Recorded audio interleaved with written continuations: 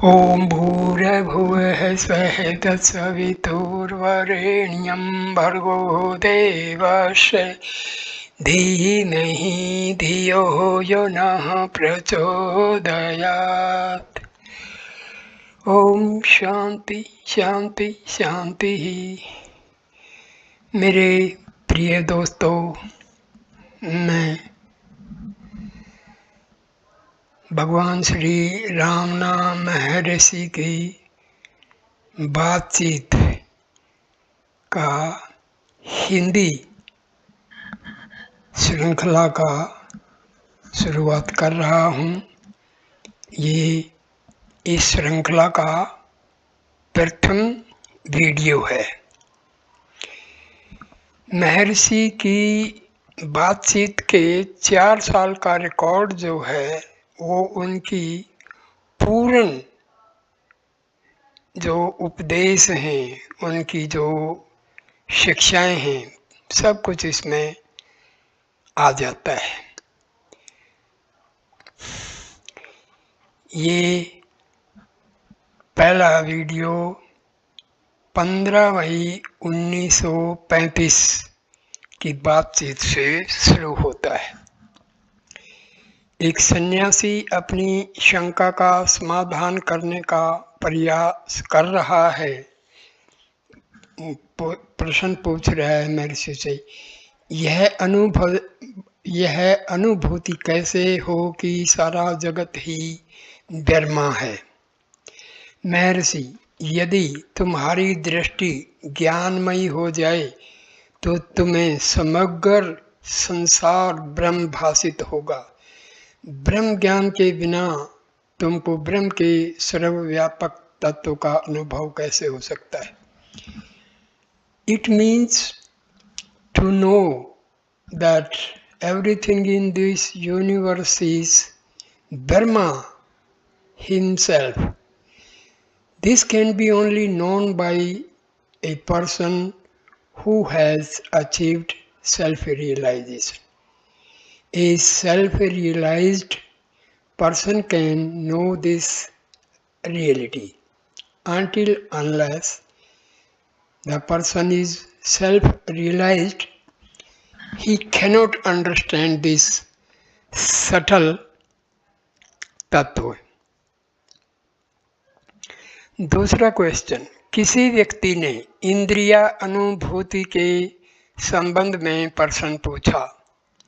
महर्षि इसका उत्तर देते हैं, जिस अवस्था में भी व्यक्ति होता है, इंद्रिया अनुभूति वही रूप ग्रहण कर लेती है।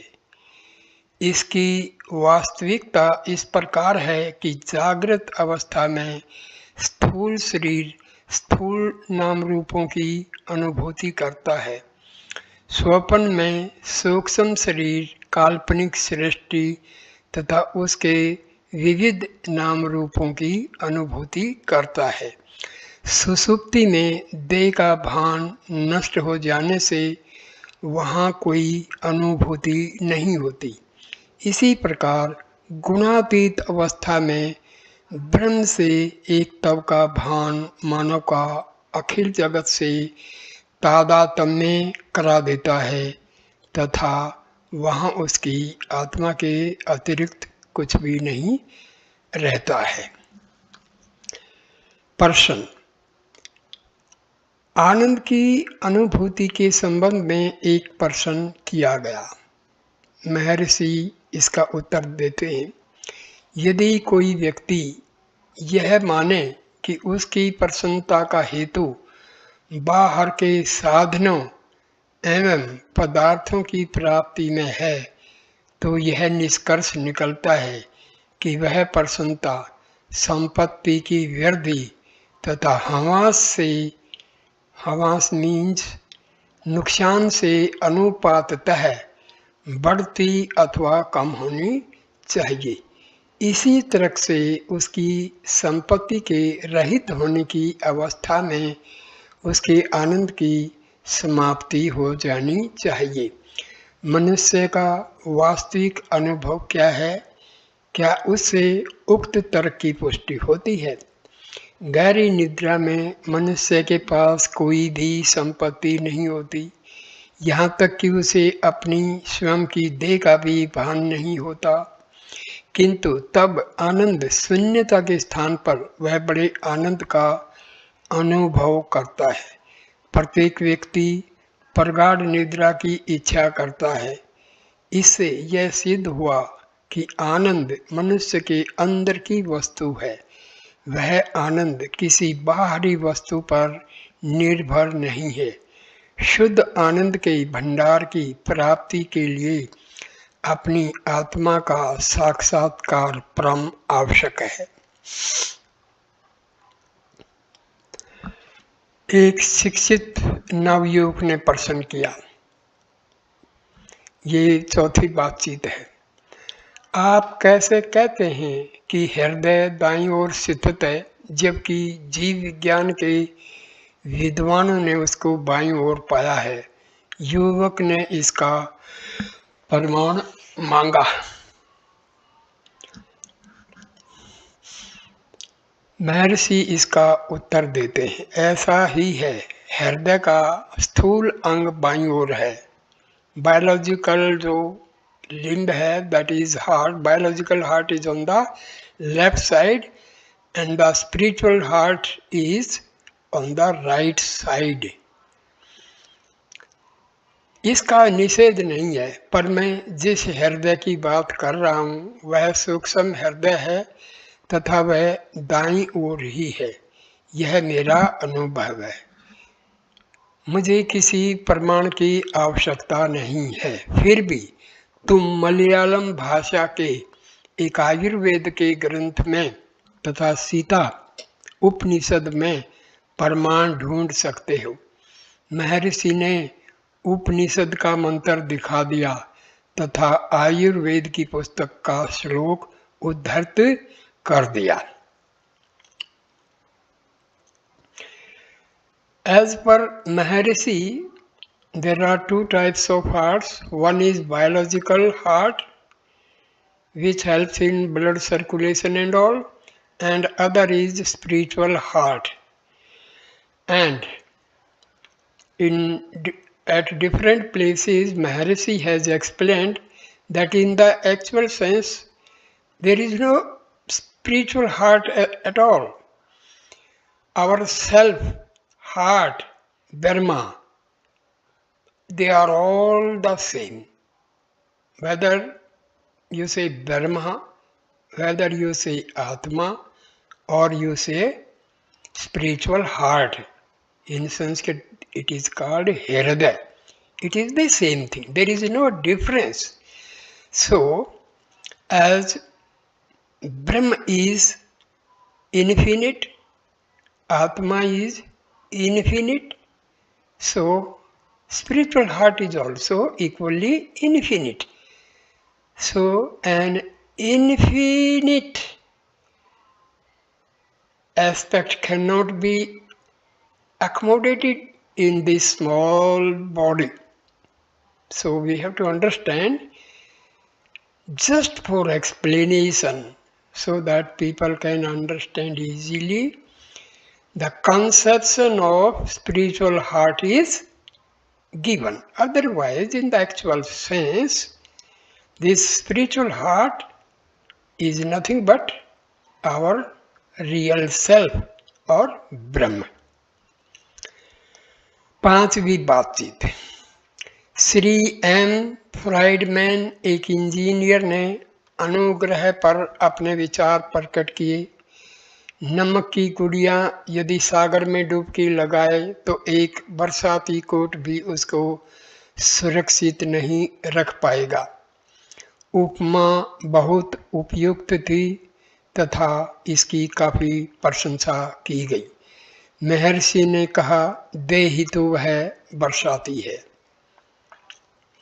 छठी बात, एक सन्यासी ने मन की व्याकुलता से निवृत्ति का उपाय जानना चाहा। महर्षि का उत्तर, तुम अपनी स्वयं की आत्मा को भुलाकर ही बाहर के पदार्थों की अनुभूति करते हो। यदि तुम दृढ़तापूर्वक आत्म भाव में स्थित रहोगे तो तुम्हें बाह्य जगत भाषित नहीं होगा। 7वीं बातचीत। जब प्रश्न पूछा गया कि क्या ईश्वर तत्व की प्राप्ति के साथ ही सिद्धियों की प्राप्ति भी संभव है, जैसा कि दक्षिण मूर्ति अष्टकम के अंतिम पद्य में लिखा है, महर्षि ने उत्तर दिया, पहले ईश्वर तत्व प्राप्त कर लो और तब दूसरा प्रश्न पूछ सकते हो।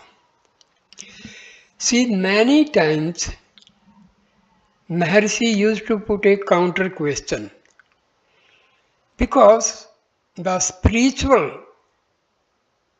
very subtle points cannot be understood by a normal human being, because certain very subtle factors can be understood only by a realized person. So this was sometime the scene used to be as if Maharshi was simply avoiding the questioner, but it was not the fact, because certain things cannot be understood just by the normal human mind. The capacity of human mind is very limited, and finite mind cannot understand the infinite Brahm, infinite Atma, infinite spiritual heart. So we have to keep these things in mind. 8वीं बातचीत। क्या किसी मंत्र के अनायास उच्चारण से कोई व्यक्ति कुछ लाभ उठा सकता है? महर्षि, नहीं, मंत्र जाप करने वाला इसका अधिकारी तथा मंत्र की दीक्षा प्राप्त होना चाहिए। महर्षि ने प्रमाण स्वरूप यह दृष्टांत दिया। एक राजा अपने प्रधानमंत्री के निवास स्थान पर गया।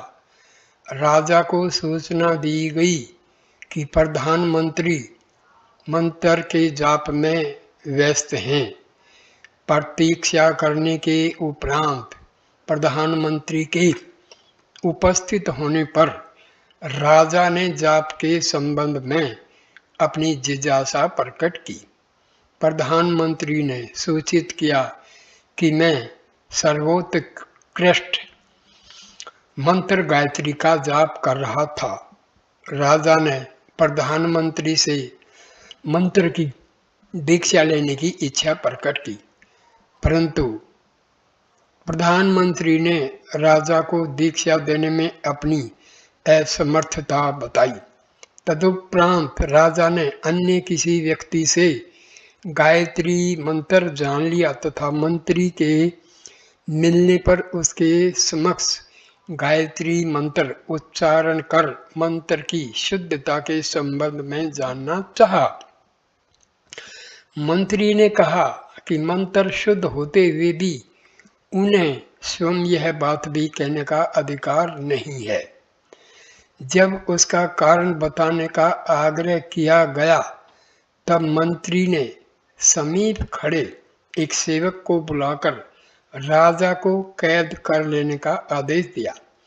आदेश का पालन नहीं किया गया। पुनः आदेश को अनेक बार दोहराया गया, किंतु उसका पालन नहीं हुआ। राजा बहुत क्रुद्ध हुआ और उसने उसी सेवक को आदेश दिया कि वह मंत्री को गिरफ्तार कर ले। सेवक ने आदेश का तुरंत ही पालन कर दिया। मंत्री ने हंसकर कहा कि मैंने आपकी जिज्ञासा का उत्तर प्रस्तुत कर दिया है। वह किस प्रकार? राजा ने पूछा। दोनों बार आदेश समान ही था तथा पालनकर्ता भी वही था, किंतु आदेशकर्ता भिन्न भिन्न थी। जब मैंने आदेश दिया तब उसका परिणाम कुछ नहीं हुआ, जबकि आप द्वारा दिए गए आदेश का तुरंत पालन किया गया। मंत्रों के विषय में भी इसी प्रकार है। 9वीं बातचीत। किसी ने पूछा, धार्मिक ग्रंथों में ज्ञानी को बालक के समान क्यों बताया गया है?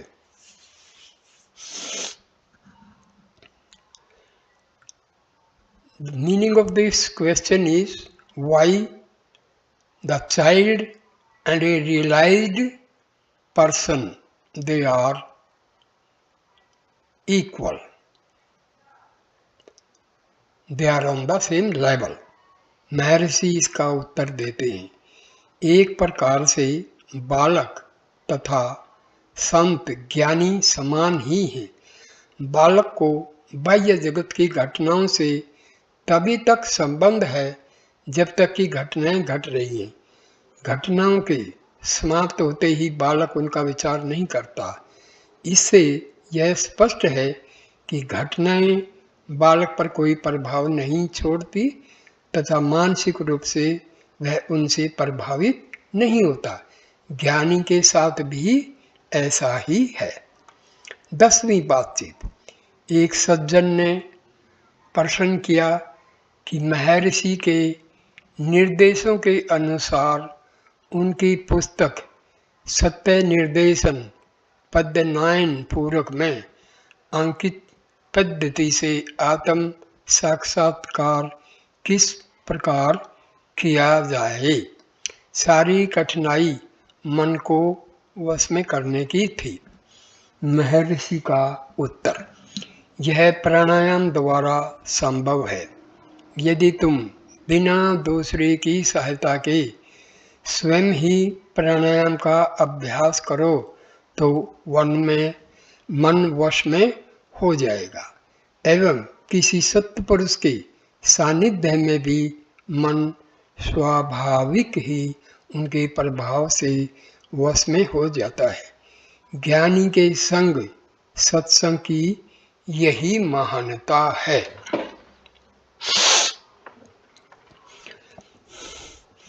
11वीं बातचीत। क्या प्रारब्ध कर्म कभी समाप्त हो सकता है?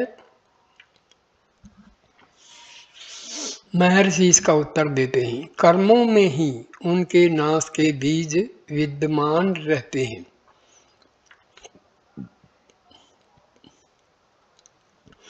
12वीं बातचीत। एक व्यक्ति ने महर्षि से निवेदन किया कि वे कुछ कहें। यह पूछे जाने पर कि वह क्या जानना चाहता है, उसने कहा कि वह कुछ भी नहीं जानता है तथा महर्षि से कुछ श्रवण करना चाहता है। महर्षि, तुम जानते हो कि तुम कुछ नहीं जानते, उसी ज्ञान को खोज लो, यही मोक्ष मुक्ति है।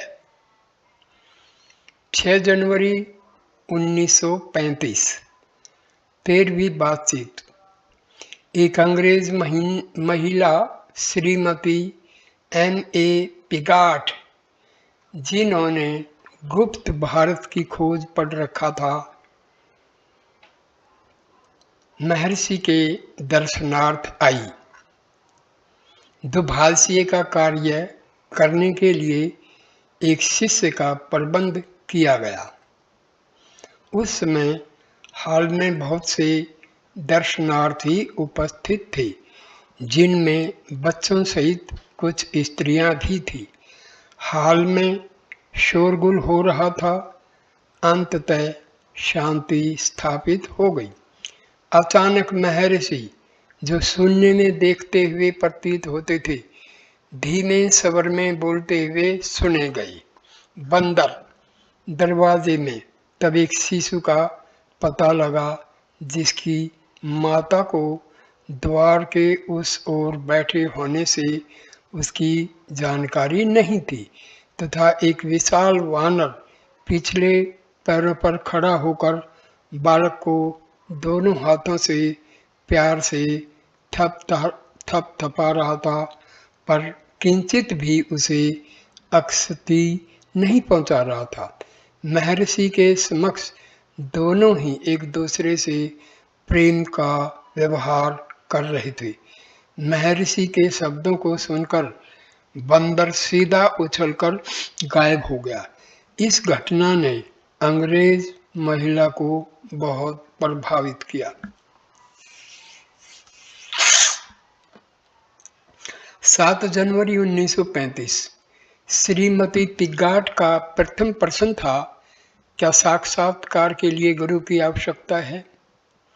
महर्षि, साक्षात्कार होने में उपदेश, प्रवचन तथा ध्यान की अपेक्षा गुरु कृपा ही विशेष परिणाम करती है। उपरोक्त तो गौण सहायक हैं, पर प्रारंभिक एवं मुख्य कारण तो गुरु कृपा ही है। Grace of the परसेप्टर, grace of the teacher is essential for self-realization. Devotee, भक्त, आत्म साक्षात्कार में कौन सी बाधाएं रुकावट करती हैं? महर्षि इसका उत्तर देते हैं, बाधाएं मन की आदतों वासनाओं की हैं। भक्त, मन की आदतों वासनाओं पर किस प्रकार विजय प्राप्त की जाए?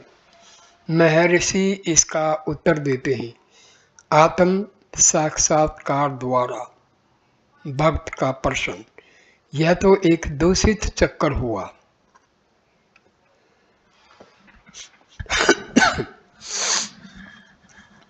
महर्षि इसका उत्तर देते हैं, इन कठिनाइयों को अहम भाव, देह अभिमान उत्पन्न करता है, बाधाएं उत्पन्न करता है और फिर वह अवास्तविक विरोधाभासों से दुखी होता है। यह मालूम करो कि जिज्ञासाएं कौन करता है, तो आत्मा की अनुभूति हो जाएगी। अहम भाव means ego. What is the source of ego? Ego and mind both are originated from our self. The new thoughts arise from the Atma, and these continuous thoughts constitute mind, and the first original or root thought is known as ego. Rest all other thoughts, they follow the root thought. It means thoughts are caused by ego. Again I repeat, thoughts rise from our self. These continuous thoughts in a chain constitute the mind, and the first primary thought, root thought or I thought is known as ego. So ego, mind and our intellect, they are all modifications of the mind. We have to keep these things in mind. भक्त, साक्षात्कार में किन से सहायता मिल सकती है? महर्षि इसका उत्तर देते, शास्त्रों तथा सत्पुरुषों द्वारा दी गई शिक्षाओं से। भक्त, क्या ये शिक्षाएं चर्चा, प्रवचन तथा ध्यान भी हो सकती हैं? महर्षि, हाँ, किंतु ये सब गौण हैं, मुख्य तो केवल गुरु कृपा ही है। See, gone means secondary, mukhya means the primary. So the grace of the teacher is primary and rest all other methods are secondary. भक्त, उसकी प्राप्ति में कितना समय लग सकता है? महर्षि का उत्तर, यह तुम क्यों जानना चाहते हो? भक्त, जिससे मुझे आशा बनी रहे। महर्षि, ऐसी इच्छा भी एक बाधा है। आत्मा सदैव ही है, उसे अन्य कुछ भी नहीं। आत्म भाव से रहो, इच्छाएं तथा संशय निवृत्त हो जाएंगे। यह आत्मा सुषुप्ति, स्वप्न तथा जागृत अवस्थाओं की साक्षी है। यह अवस्थाएं अहम भाव मैं शरीर हूँ की होती हैं। आत्मा उस अहम भाव से भी परे है। क्या तुम निद्रा में नहीं थे? क्या उस समय तुम्हें यह भान था कि तुम सो रहे हो तथा संसार से अनभिज्ञ हो? जागने पर ही तुम निद्रित अवस्था का यह वर्णन करते हो कि वहाँ कुछ पता नहीं था।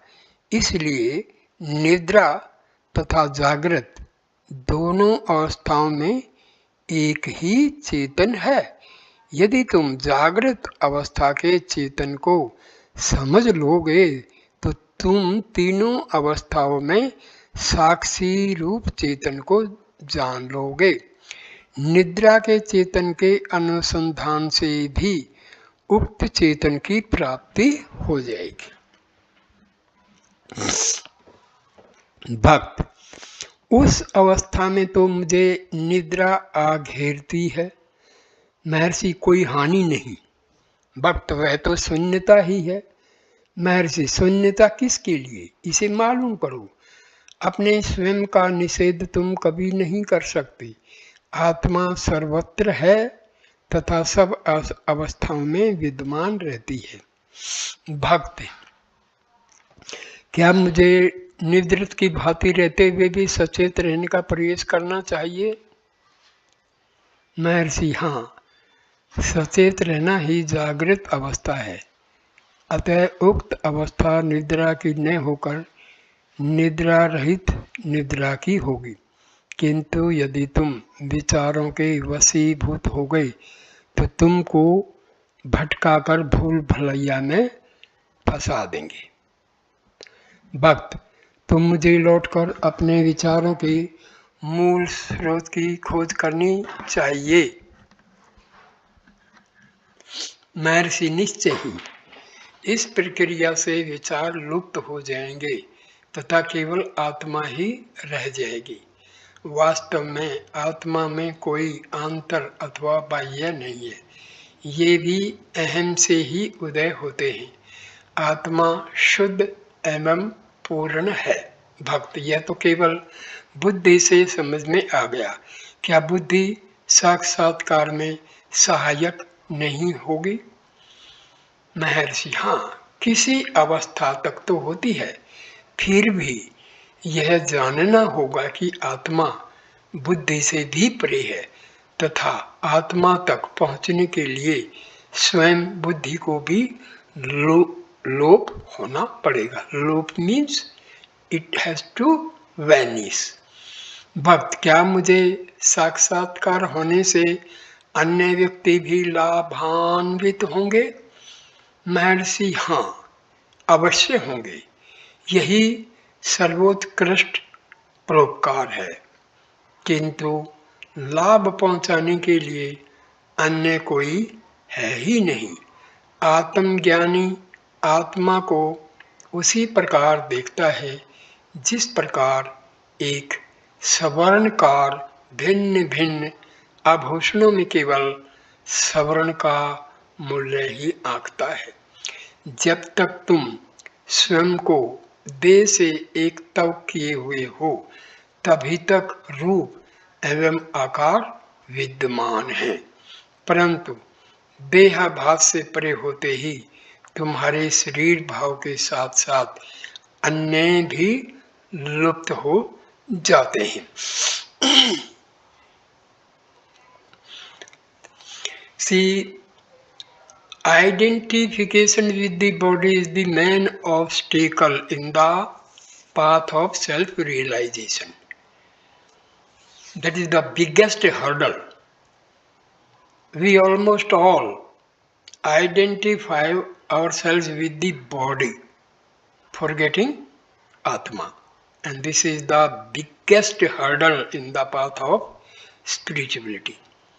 भक्त, क्या पौधों, वृक्षों आदि के साथ भी यह अनुभव होता है? महर्षि, क्या ये वस्तुएं आत्मा से कोई पृथक अस्तित्व रखती हैं? इसे मालूम करो। तुम्हारे मन में विचार उठता है कि तुम उन वस्तुओं को देखते हो। यह विचार आत्मा से ही उदय होता है। यह खोज करो कि यह विचार किस मूल स्रोत से उत्पन्न हो रहा है।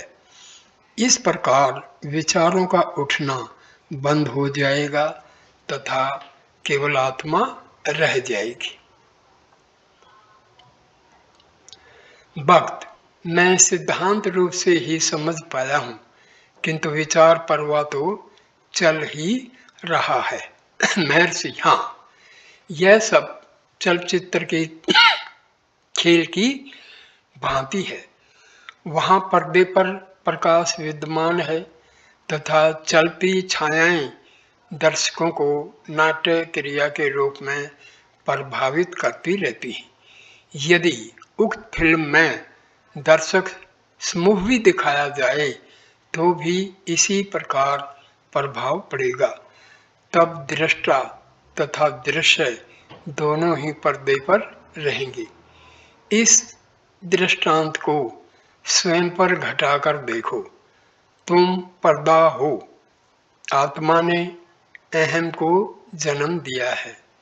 अहम के साथ संकल्प उत्पन्न हो गए। ये संकल्प ही संसार, वृक्ष, पौधों के रूप में दृष्टि गोचर हो रहे हैं, जिनके संबंध में तुम जिज्ञासा कर रहे हो। यथार्थ में आत्मा से भिन्न यह सब कुछ भी नहीं है। यदि तुम आत्मा का साक्षात कर लो तो तुम सब में उसे ही देखोगे। सदैव एवं सर्वत्र केवल आत्मा की ही सत्ता है, अन्य किसी भी वस्तु की नहीं। भक्त का प्रश्न, हाँ, केवल सिद्धांत तय तो मेरी समझ में आ गया, किंतु उत्तर निश्चय ही सरल, सुंदर तथा समझ में आने योग्य है। महर्षि, मैं साक्षात्कार नहीं कर रहा, यह विचार भी बाधक है। वास्तव में केवल आत्मा है।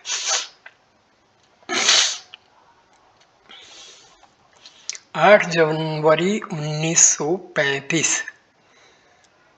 14वीं बातचीत। एक बूढ़ा व्यक्ति आकर हॉल में बैठ गया। महर्षि, अरुणाचल अक्षर मन मलय अरुणाचल के प्रति 5 स्तोत्रों में से प्रथम शर्मा द्वारा संपादित संस्कृत संस्करण का पाठ कर रहे थे। वृद्ध पुरुष ने धीरे से पूछा, ऐसा कहा जाता है कि आत्म साक्षात्कार का शब्दों में वर्णन नहीं हो सकता तथा साक्षात्कार का शब्दों में जो भी वर्णन होता है वह सदैव ही अधूरा है। ऐसा कैसे हो? महर्षि इसका उत्तर देते, इस विषय पर अरुणाचल अष्टकम के 3य पद्य में चर्चा की गई है। उसमें यह तो माना गया है कि साक्षात्कार का वर्णन असंभव है, किंतु इसके अस्तित्व का संकेत अवश्य मिलता है।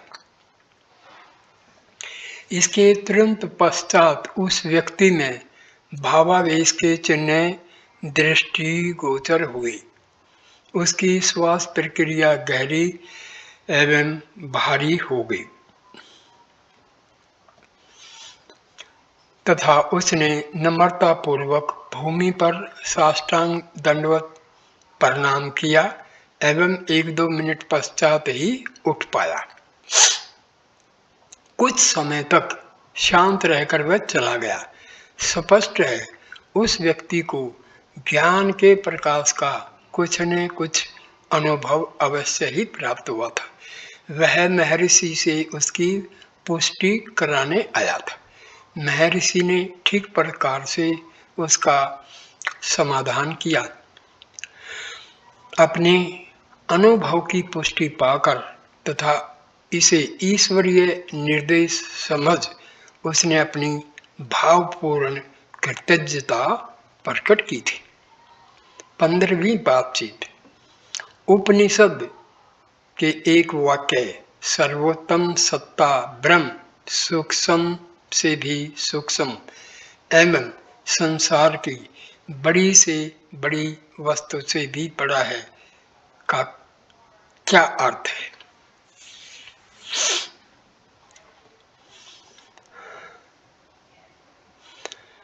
महर्षि, परमाणु की बनावट की खोज भी मस्तिष्क ने ही की है। इससे सिद्ध है कि मन परमाणु की अपेक्षा भी सूक्ष्म है और मन से भी परे जो जीवात्मा है वह मन की अपेक्षा भी सूक्ष्मतर है। इसके अतिरिक्त तमिल संत माणिक वाचगर ने सूर्य के प्रकाश में तैरते धूल कणों के लिए कहा कि यदि प्रत्येक कण एक ब्रह्मांड का द्योतक हो तो पूरी सूर्य की ज्योति सर्वोत्तम सत्ता ब्रह्म की द्योतक होगी। 19 जनवरी 1935। 16वीं बातचीत। श्री डगलस एंसली, श्री ग्रांट डफ, जो एक संभ्रांत एवं संपन्न अंग्रेज थे तथा 70 वर्ष की आयु की थी, आई। वे मद्रास के एक भूतपूर्व गवर्नर के भतीजे थे, लेखक व कवि भी थे एवं एथेंस, पेरिस तथा हेग में अंग्रेज दूतावासों से संबंधित रहे थे एवं मद्रास में राजकीय आवास में मेहमान बनकर पधारे थे। वे महर्षि के दर्शनार्थ पॉल ब्रंटन का परिचय पत्र लेकर आए। दूसरे दिन वे पुणे आए तथा हाल में 1 घंटे से कुछ काम समय तक रुके। दोनों आपस में संभवतः कोई वार्तालाप नहीं हुआ। दोनों ओर से केवल दृष्टियों का ही मिलन हुआ। स्वभाव से बहुत संकोची हैं। वे 1 बजे अपराह्न तक बिना किसी प्रकार के भोजन के रहते हैं तथा तदुपरांत भोजन करते हैं। संध्या को केवल कॉफी तथा बिस्कुट ग्रहण कर रात्रि में फिर बिना किसी अन्य भोजन के विश्राम को चले जाते हैं। प्रारंभ से ही अविवाहित रहे हैं। खाली पेट कुछ मील रोज पैदल घूमते हैं। बहुत कम बोलते हैं तथा व्यवहार में बहुत सौम्यता है। उनकी आवाज़ धीमी तथा कोमल है और उनके शब्द हृदय से निकलते प्रतीत होते हैं। उनके मित्रों में स्वर्गीय sir John Woodroffe, sir Sarvepalli Radhakrishnan तथा प्रोफेसर थॉमस ऑक्सफोर्ड विश्वविद्यालय के संस्कृत के प्रोफेसर गिने जा सकते हैं। उन्होंने वेदों के श्रवण की इच्छा प्रकट की। सोमवार को रीगा नगर से एक पत्र आया जिसमें पूछे गए प्रश्न वे ही निकले जो कि इस यूरोपवासी अतिथि ने पूछे थे। प्रश्न दिवंगत आत्माओं के संबंध में थे तथा उनकी सर्वोत्तम सेवा क्या हो सकती है। रीगा भेजा गया पत्रोत्तर उन्हें भी पढ़कर सुनाया गया। उनके समक्ष महर्षि कृत सत्योद्घाटन ट्रुथ रिवील्ड के तमिल गान तथा वेदों का पाठ किया गया। यह गायन उनको अत्यधिक सुंदर लगा। अगले दिन अपराह्न में वे महर्षि पुणे आए तथा उन्होंने गत रात्रि के स्वयं के अनुभव का महर्षि के समक्ष वर्णन किया, जिसे सुनकर उपस्थित व्यक्ति आश्चर्यचकित हुए। अनुभव यह था कि उन्होंने दाहिनी ओर हृदय के केंद्र में विद्युत तुल्य प्रकाश का अनुभव किया था। उन्होंने यह भी कहा कि उन्हें अपने अंदर देदीप्यमान सूर्य के दर्शन हुए। महर्षि किंचित मुस्कुराए तथा उन्होंने उनके समक्ष आत्म विद्या सेल्फ नॉलेज के अनुवाद को पढ़वाकर सुनाया, जिसके एक गूढ़ कथन में अंकित है कि साक्षात्कार आत्म पद की प्राप्ति है, जो कि चिद्व्योमन का विस्तार है। यह मन से भिन्न है, जो कि चित्व्योमन का विस्तार है। इस स्पष्टीकरण से वे प्रभावित हुए। उन महाशय के बारे में महर्षि ने बाद में कहा, जरा विचार करो, एक 70 वर्ष की आयु का व्यक्ति अपनी अर्जित धनराशि से अपने घर में शांति से जीवन यापन करना पसंद नहीं करे। उसकी कितनी तीव्र लगन है कि वह अपनी मातृभूमि को छोड़कर 6000 मील की समुद्र यात्रा का साहस करे तथा भाषा से अन्न भिज्ञ अकेलेपन के संकट में झेलता, सख्त गर्मी भुगतता, विदेश के अपरिचित सुविधा रहित वातावरण में लंबी रेल यात्रा करे। अपने घर में वह सुख से रह सकता था। आंतरिक शांति की खोज की इच्छा ही उसे यहाँ तक खींच लाई है। लोग कह रहे हैं कि बिल्कुल ही सत्य है। यह उसकी लगन की तीव्रता ही तो है कि आगमन के 4 दिन के अंदर ही उसे दिव्य अनुभव हो गया। जहाँ तक दिवंगत आत्माओं का प्रश्न है, जब तक मनुष्य स्वयं को स्थूल शरीर से युक्त समझता रहता है, यह विचार स्थूल रूप ग्रहण कर उसके वास्तविक भासता रहता है। इस कल्पना के कारण कि उसका शरीर दूसरे शरीर से उत्पन्न हुआ है, उसके स्वयं के शरीर की भांति अन्य व्यक्तियों के शरीर भी उसे वास्तविक प्रतीत होते हैं। अपनी संतान के विद्यमान रहने से तथा उसके यह समझने से कि उसे अन्य व्यक्ति ने जन्म दिया है, जीव मृत्योपरांत भी विद्यमान रहता है, क्योंकि वह पहले भी रह चुका है।